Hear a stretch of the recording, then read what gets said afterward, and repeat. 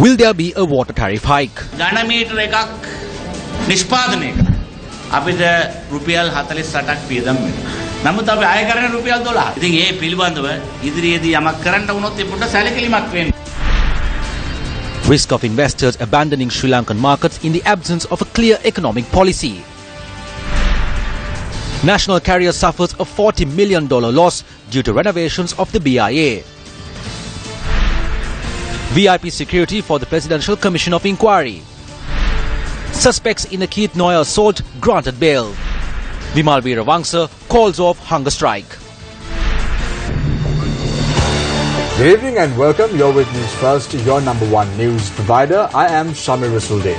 And I'm Sonali Wanigabadage. We start off first with the stories making headlines here at home. Vimal Veeravangsa, who was placed in remand custody in connection with the misuse of state vehicles, ended his fast today while at the Colombo National Hospital.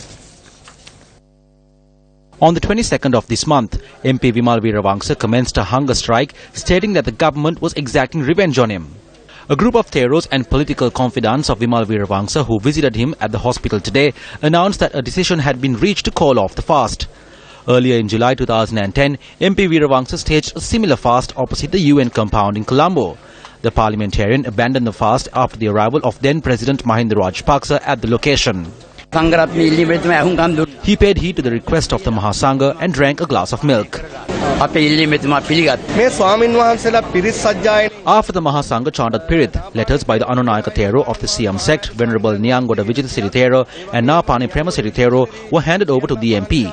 Based on the written request of the Mahasangha, the MP asked us to inform the public about the decision. Earlier, Mahinda Rajapaksa went and gave him king coconut water. He knows that someone will come along and give him something. They said he drank water. I don't think it was just water. He could have drunk water with glucose. The people know about Vimal Veeravangsa's fasts. Members of his party could have pleaded with the Mahasangha and told them to rescue him from his situation. Mahinda Rajapaksa failed to teach him how to steal without getting caught.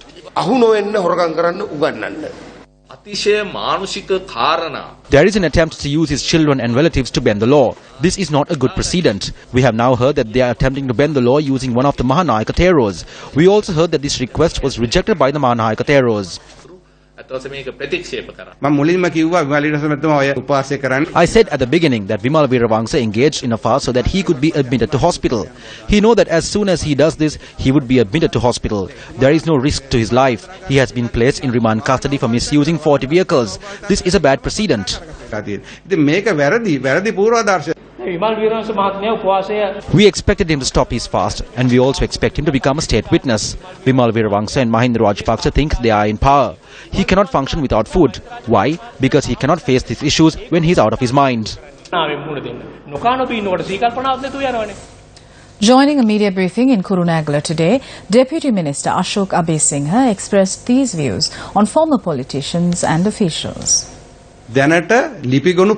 The Attorney General's Department has completed compiling files on 50 politicians and officials attached to the previous government. When I was reading some of them, I saw files on Basil Rajapaksa, Johnston Fernando, Rohita Begunawardena, Kumara Velgama and Gotabaya Rajapaksa.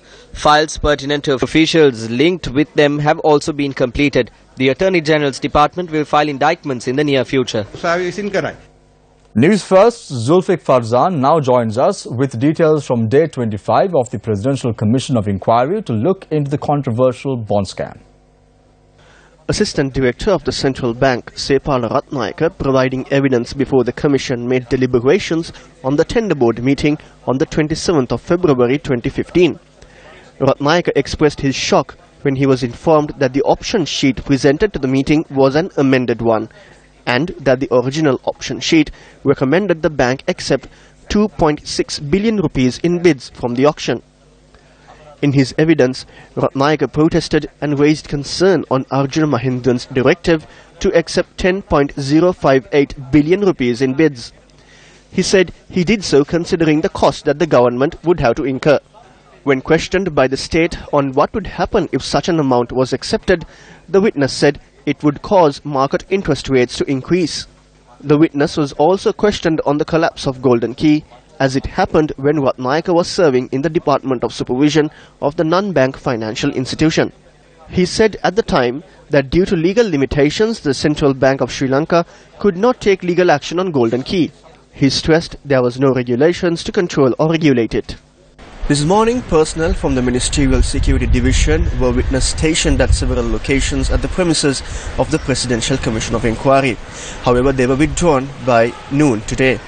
According to sources, they were stationed here based on the instructions of the Inspector General of Police. Moving on to the Presidential Commission of Inquiry, it was revealed before the Commission today what was already confirmed by previous witnesses. That was the arrival of former Governor of the Central Bank of Sri Lanka, Arjuna Mahendran, to the Public Debt Department during and after the auction dated the 27th of February 2015. It was also presented before the Commission that an auction is merely a tool to understand the market interest rates.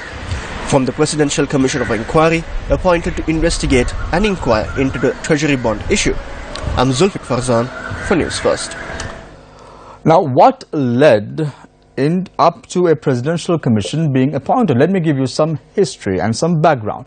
It has been 2 years and 3 days since the first controversial bond scam of the central bank took place, and it has been 1 year and a day since the second bond scam took place. At present, a presidential commission is in progress to look into the matter. News First delves deep and takes a look back. Soon after the controversial bond scam of the central bank took place on the 27th of February 2015, President Maithripala Sirisena, who was in China at the time, stated that a special committee should be appointed to look into the matter. Before the President could take action, the Prime Minister appointed a 3-member committee on the 10th of March 2015. The committee was also required to probe the controversial Greek bonds as well. The committee was identified as the Pitipana Committee, and it comprised of 3 lawyers, Gamini Pitipana, Mahesh Kalgampitiya and Chandimal Mendis. While the Prime Minister had instructed the committee to look into bond issuances from 2012, the committee report stated that the bond issue of the 27th of February was suspicious and that an investigation needs to be carried out regarding it. The COPE committee under the chairmanship of D.E.W. Gunasekara also carried out an investigation regarding the first central bank bond scam. However, before the committee could put forward its final report, Parliament was dissolved on the 26th of June 2015. Another controversial bond issue took place on the 29th of March 2016. On the 6th of June 2016, the Committee on Public Enterprises informed the Auditor General to carry out an investigation regarding the controversial bond issuances of the central bank. The Auditor General's report on the matter was handed over to COPE on the 29th of June 2016, stating that the country had incurred a staggering loss of 1.6 billion rupees. COPE, under the chairmanship of Parliamentarian Sunil Handunetti, commenced another investigation into the first and second controversial bond scams of the central bank.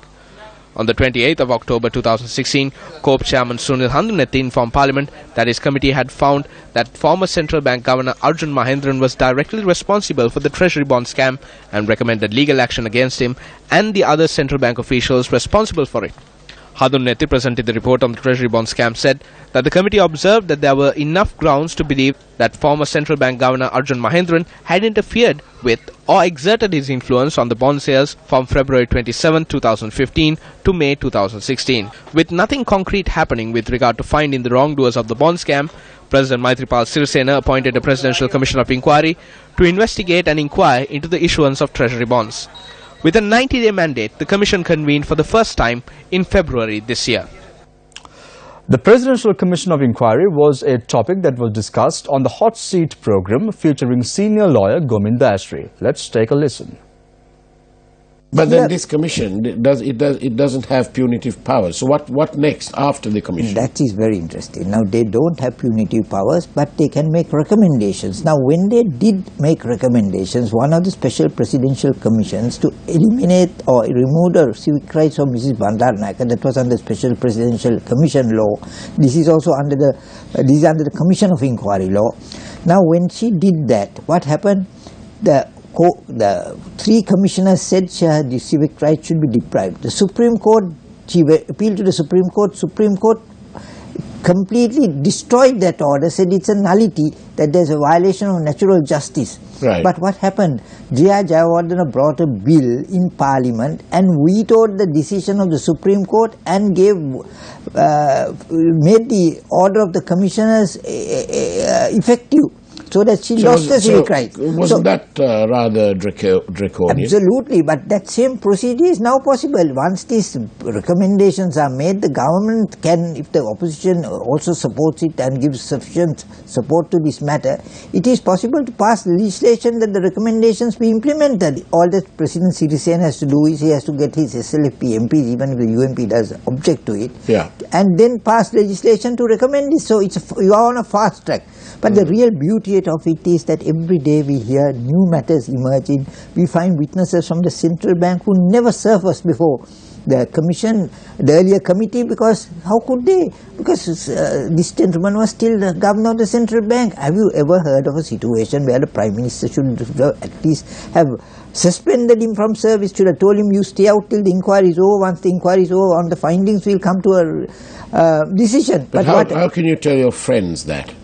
Well, is it a question of friends and enemies, or is it a question of hora police, cowboys and crooks? No, he has to act correctly. If a friend does a wrong thing, the friend is in the wrong. What happened next? You can watch the full interview on TV1 at 9:30 p.m. tonight. News First's award-winning investigative journalism segment, Action TV, is up next.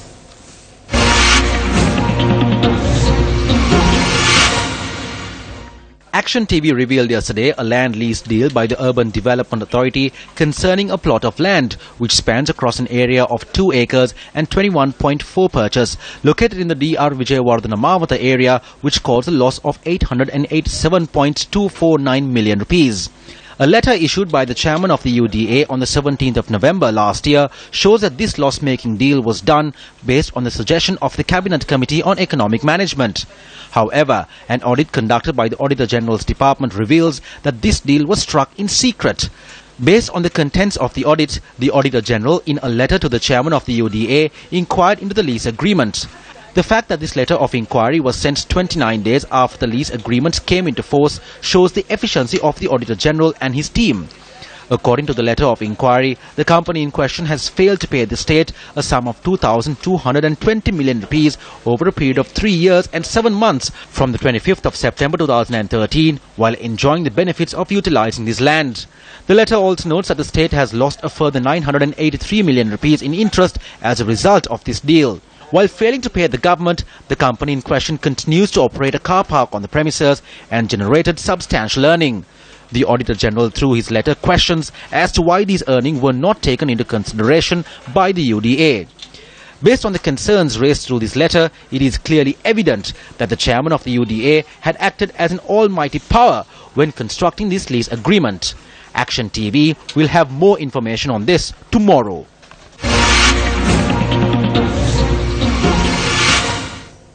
On to news on the national carrier. It's believed that Sri Lankan Airlines has suffered an approximate loss of $40 million during the period when the Katunayake airport was closed for renovation.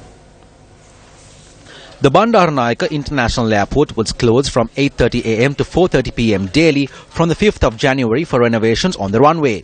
CEO of Sri Lankan Airlines, Suren Ratwate, said the airline carried out considerable amount of operations during the said period. The national carrier was compelled to cancel 190 flights in January alone. 205 flights were cancelled in February, while 227 flights were terminated in March. Next month, around 40 flights will be cancelled, making it a total of 662 flights cancelled during the period of the renovations. CEO of Sri Lankan, Suren Ratwate, said compared to other airlines, the national carrier had cancelled a far greater number of flights, resulting in a massive loss. On the 6th of April, a Sri Lankan Airlines plane will land on the runway and we will declare it open. We also hope to construct a new terminal as well. Thereafter, the BIA will reach a level where it will only be second to the Singapore airport. It is reported that in addition to the Texas Pacific Group or TPG that was shortlisted to restructure the national carrier, several other companies have come forward to undertake the task. CEO of Sri Lankan Airlines, Suren Ratwate, said he was not aware of the reports. He said TPG was more favourable for investments and the entity had already commenced conducting due diligence inquiries. The CEO of the national carrier said earlier that Sasov 2 Aviation Island Limited was to take legal action against Sri Lankan Airlines in relation to issues on the purchase of 3 Airbuses. However, those matters have been resolved. He pointed out that the company had decided to extend the lease of A330-200 aircraft and all installments were paid on time. Pakistan International Airlines has once again invited Sri Lanka to place bids for the procurement of aircraft under a dry lease. Suren Ratwata said the board of directors has agreed to provide 2 aircraft, excluding the crew and maintenance staff. Chief Minister of the Eastern Province commented on the ongoing construction work of the alcohol distillery in Calcutta.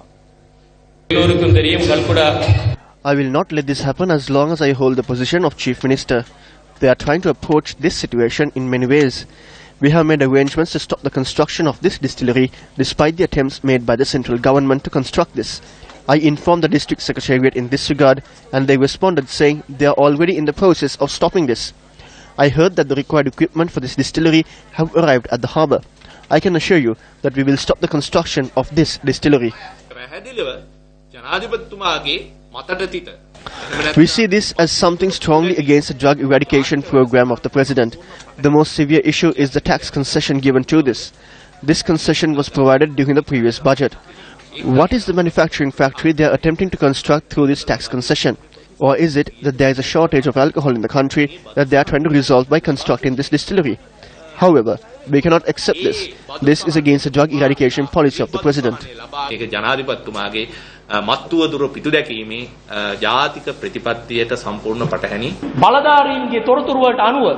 According to the information received from the authorities, equipment worth 2 billion rupees have been brought to start the manufacturing process. Who is allowing this to take place? Who is paying the customs inspection fee? Who is funding this? Who is behind this? Who is the chairperson of the Mendes company? Arjun Aloysius. මේ මෙන්ඩිස් සමාගම මතන්නේ කවුද Mendis සමාගමේ සභාපතිවරයා Arjun Aloysius. මේක හරියට හොරාගම් මගෙන් පේන අහනවා. We cannot let the wealthy worlds in the country invest in places they please. And now we just aired a story on the Presidential Commission of Inquiry. Attorney at law Krishmal Varanasuriya joined us and shared these thoughts on the commission. As you all reported, and as I have previously also at several other fora taken up the stand, the law on Presidential Commissions of Inquiry and Special Presidential Commission of Inquiry are somewhat different to one another. Now, a Commission of Inquiry of this nature, yes, as I have stated several times before, has no teeth to bite. We know the exact details that have been now coming up in evidence.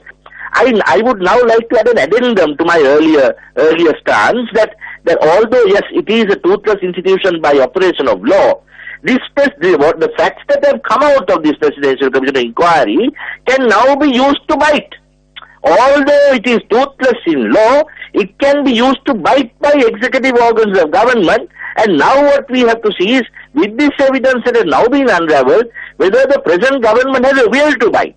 Whether, yes, now it has material to bite, we have now given them teeth to bite, will they in fact bite is what the public must now watch and decide.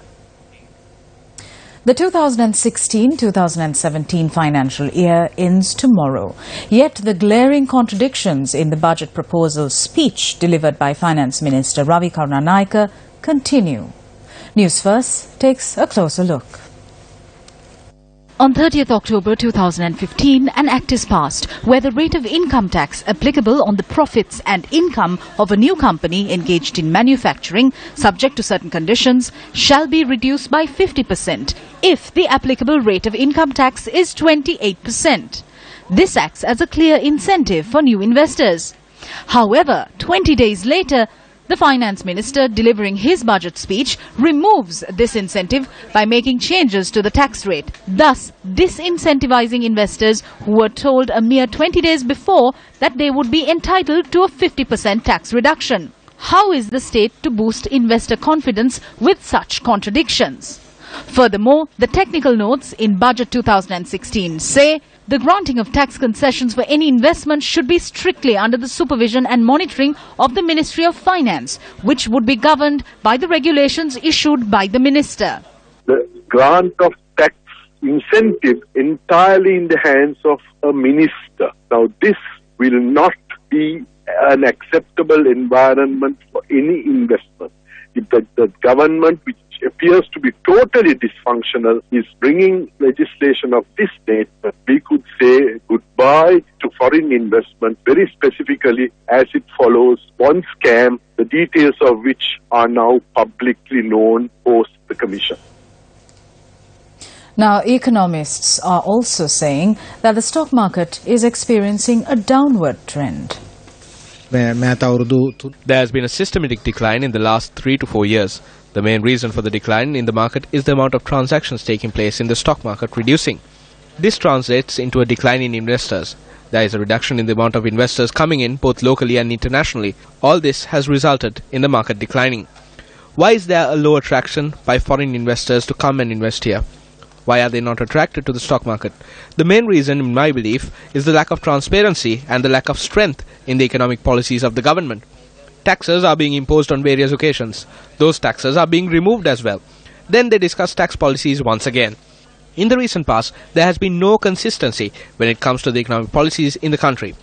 The market players reiterate that issues have cropped up regarding the stock transfer levy and the capital gains tax as well.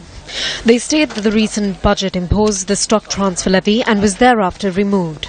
Market players add that there is uncertainty as to whether the capital gains tax is imposed or not.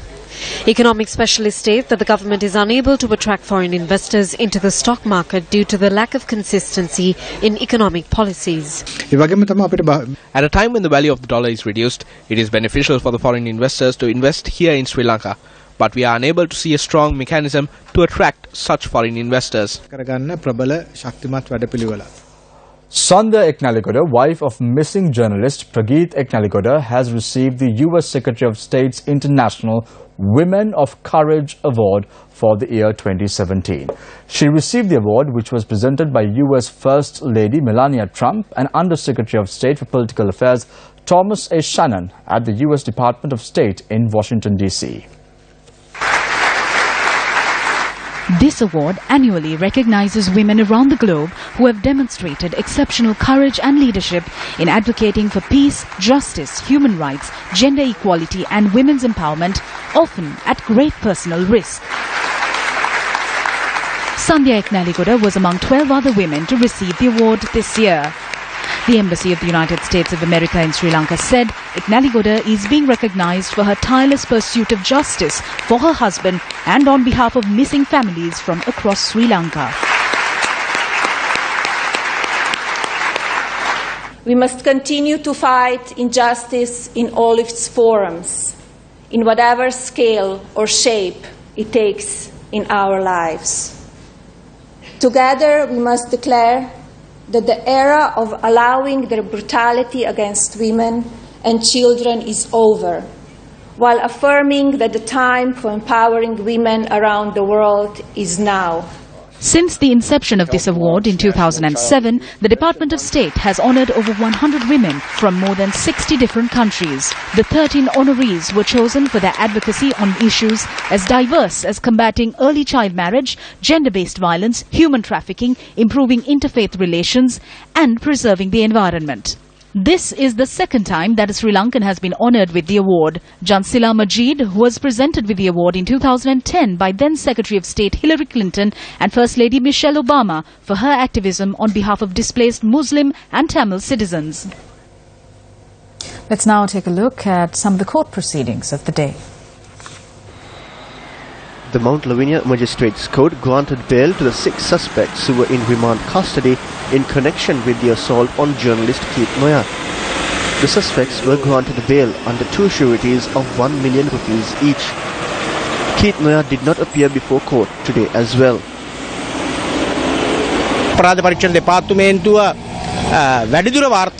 The CID produced a further report. There is an ongoing case against the suspects in relation to the assault on Upali Tennakon at the Gampaha court. The magistrate granted bail and ordered for the suspects to be produced in relation to that case.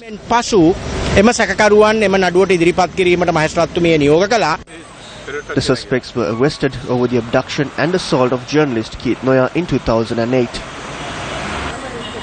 Colombo Additional Magistrate Jairam Troxy ordered former senior DIG Anura Senanayake to be further remanded until the 5th of April. The former senior DIG is in custody on charges of concealing information with regard to the death of former rugby player Wasim Tajdeen. Representing Anura Senanayake, Senior Attorney at Law D. Gunaratne pointed out to court that the suspect had been placed in remand custody for almost a year, as CID officials have failed to conduct investigations in an expeditious manner.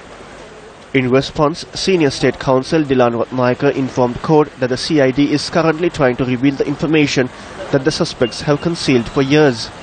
The Senior State Counsel pointed out to court that CID officials need time to carry out investigations in revealing concealed information regarding the case, and that is not the intention of CID officials to prolong the period of time the former DIG is placed in remand custody.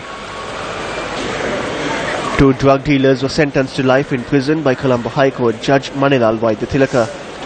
The suspects were arrested on the 13th of February 2013 in Vallavatta by the Police Narcotic Bureau. It was revealed in court that the suspects were subordinates of drug kingpin Gampalu Vidanage Samantha Kumara alias Vele Sudha.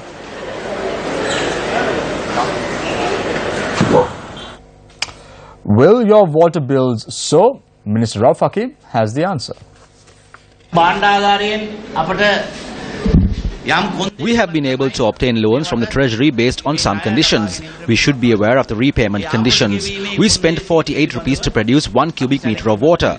However, we charge only 12 rupees. You buy a bottle of water for 60 rupees. However, we supply 1000 litres of water for 12 rupees. When we propose to increase prices by 6 rupees, they protest and write articles against us.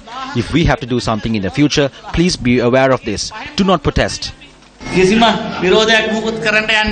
debate arose on the budgetary allocations for education in the Uba province during this event. This year, we have 272 students who got 9/8 at the O-level examinations. Last year, it was 160. As the Chief Minister, I am happy of this. We have visited every school and given them plenty of funding. The closest school is the Best School program provided us with 4 billion rupees in funding. But we have spent 5.9 billion on education in the province. If other provinces cannot perform, give their money to us and we will show results.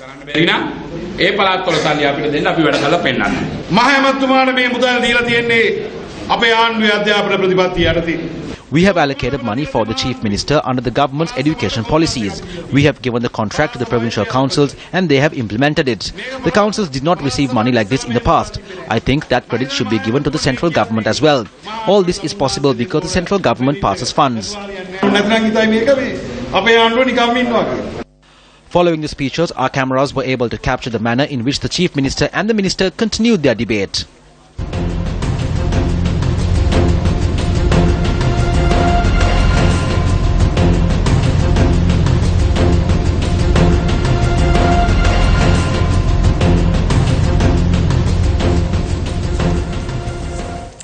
Minister Sajid Premadasa called on Indian Minister of State for External Affairs MJ Akbar on the sidelines of the Global Business Summit 2017 in New Delhi, India. The meeting took place at the Cabinet Secretariat located in New Delhi. A statement from Minister Sajid Premadasa read that more attention was drawn towards obtaining further support from India towards Sri Lanka's development. The minister had requested the Indian Minister of State for External Affairs to work towards building a trade balance between the two countries. Issuing a communique, the President's media division says there are false rumours being circulated about the 4 forest areas north of Wilpattu Sanctuary being declared as a forest reserve. The release says that some interested parties with personal or political agendas are carrying out false propaganda that mosques, villages and houses would be acquired by the government and the Wildlife Department under the said Gazette notification. The President's media division said these forests have been declared as reserves under the Gazette in order to protect the forest areas adjacent to the areas released for the people as settlements to further ensure their security. Joining us now is Newsfirst's Maisha Veerasinghe from Brisbane, Australia. Cyclone Debbie has intensified and continues to ravage the region. Domestic flights from the Gold Coast Airport have been cancelled and more than 1,000 schools are to remain closed tomorrow. Residents in the areas of New South Wales have been instructed to evacuate immediately as the system moves further south. Severe weather warnings are still in place for destructive winds, heavy rainfall, high tides and flash floods. For the News First team, I'm Maisha Veerasinger reporting live from Brisbane.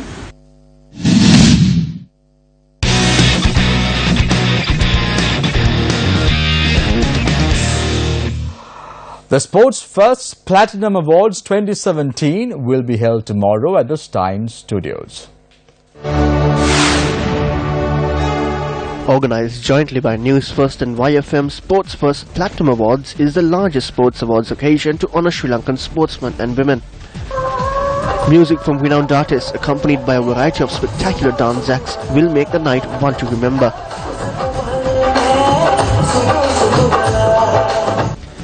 This year, 20 sports accolades, 10 appreciation medals and the Lifetime Platinum Awards are to be given away. The nominees were shortlisted from a range of schools, sports clubs and national teams. Veterans in the field of sports carefully analysed all applications to shortlist the nominees for tomorrow's awards night. Before we go, just a reminder, this week, that's Monday at 9:30 p.m. on Face the Nation, we'll be talking about a topic that is very close to you. That's right. We'll be talking about the contradictions in the budget proposals as well as the new Income Tax Act that is to come. We'll be having the details on Monday. Stay connected. Stay with News First. For the moment, I am Shamir Rasudi. I'm Sonali Vanikabadge. Good night.